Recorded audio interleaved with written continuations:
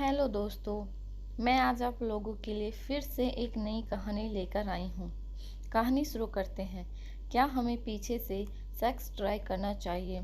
सोनम अपनी सुहागरात को लेकर बहुत उत्साहित थी, लेकिन उसके पति ने सेक्स मना कर दिया और पीछे से करने के लिए बोलने लगे। फिर उसके पति विक्की ने कुछ ऐसा पूछ लिया जिसकी उसने कामना भी नहीं की थी। लव मैटर्स के साथ सोनम अपनी कहानी साझा की है। क्या आप जानना चाहेंगे कि सोनम के पति ने क्या पूछा? टूटा ख्वाब। एक आम लड़की की तरह मैंने भी अपनी शादी को लेकर बहुत ख्वाब बुने थे।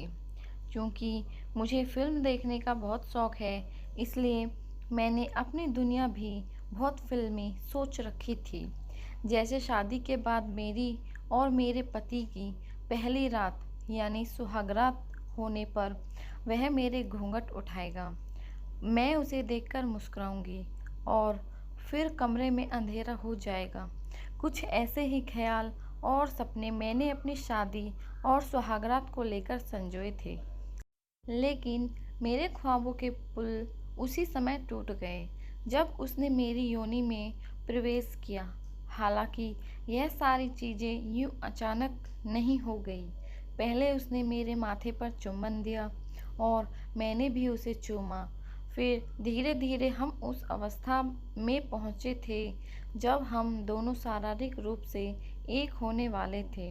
लेकिन मेरी योनि में जब उसका लिंग आया तो उसने अंदर की ओर अपना पेनिस डाला। तब अचानक ही वह पीछे हट गया। मैं उसकी इस हरकत से स्तंभ थी कि अचानक उसे क्या हुआ। इस पर विक्की ने मुझसे कहा, तुम्हारी योनि मुझे टाइट नहीं लग रही है और अंदर भी बहुत खाली खाली सा लग रहा है। मुझे अपने पेनिस में दबाव नहीं महसूस हो रहा है। उस एक पल को तो मुझे समझ नहीं आया कि मैं कैसे रिएक्ट करूं। एक ओर मेरे ख्वाब चकनाचूर हो रहे थे और दूसरे ओर मेरा खुद का पति मुझे सवालिया निगाहों से देख रहा था, मानो मैंने उससे अपनी सेक्स लाइफ के बारे में कुछ छुपाया हो।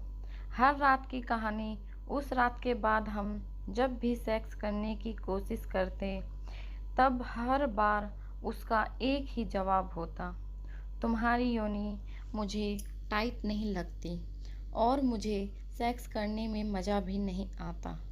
मुझे ऐसा लगता है कि तुमने शायद मुझसे अपने सेक्स लाइफ के बारे में कुछ छुपाया है, जबकि मैंने उससे पहले ही कह दिया था कि ना ही मेरा कोई बॉयफ्रेंड था और ना ही मैंने इससे पहले कभी सेक्स किया है।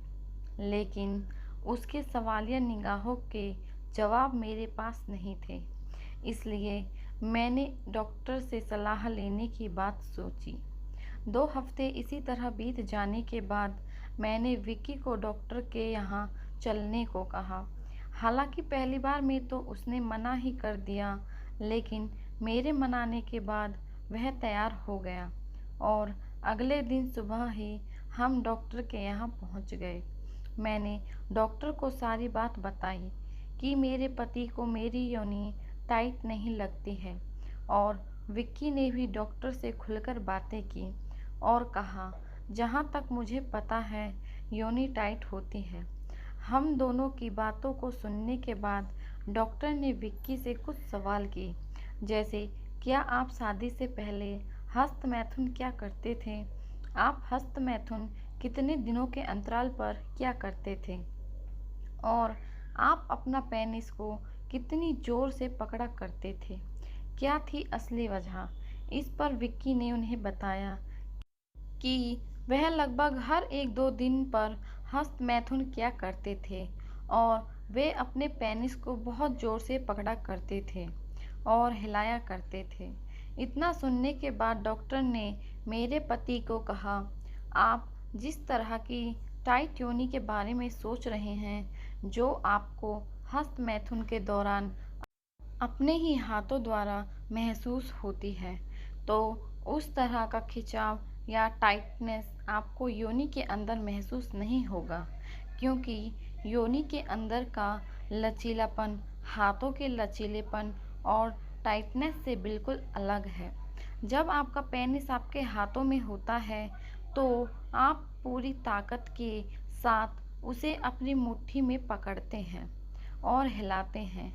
योनि के अंदर ऐसी कोई चीज़ मौजूद नहीं होती जो आपको आपकी मुट्ठी के जैसे महसूस हो।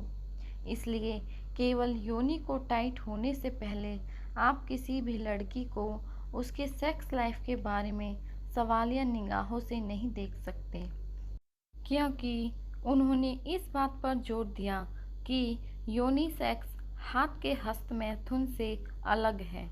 योनि की मांसपेशियां लचीली इलास्टिक होती हैं और जब कोई सेक्स करता है तो वो लिंग के प्रवेश के लिए खुल जाती है। हालांकि सेक्स के बाद वे अपने सामान्य आकार में वापस आ जाती हैं। डॉक्टर की सलाह काम आई।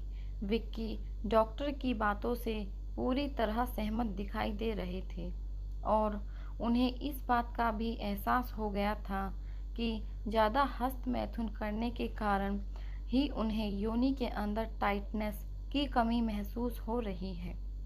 डॉक्टर ने उन्हें बताया कुछ दिन तक सेक्स ना करें और हस्तमैथुन ना करने की सलाह दी।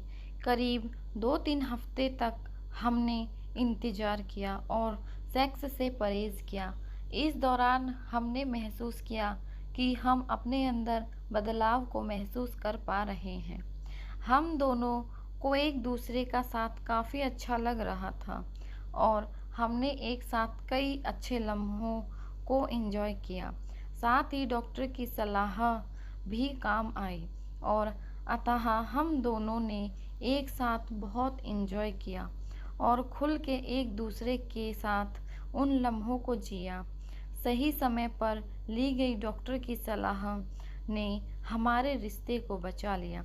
दोस्तों, अगर आपको हमारी कहानी अच्छी लगी तो प्लीज़ ज़्यादा से ज़्यादा लाइक करें, शेयर करें और कमेंट करें और हमारे चैनल को सब्सक्राइब ज़रूर करें।